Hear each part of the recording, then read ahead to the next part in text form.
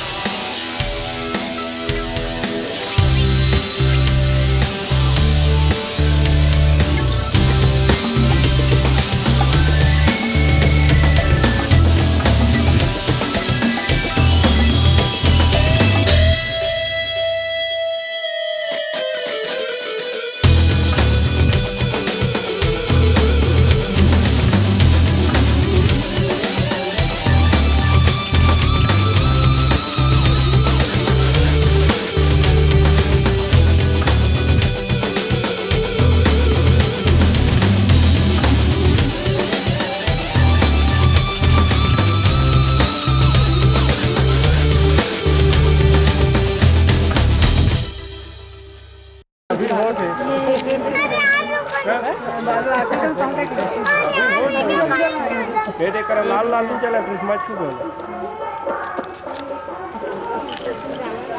साफ हो गया। कुछ नहीं कर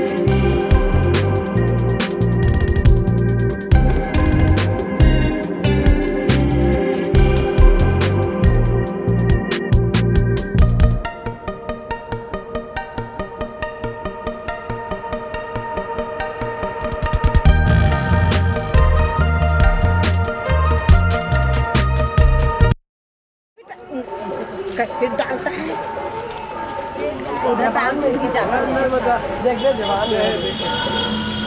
अरे नहीं डालना अटक जाएगा वो देख।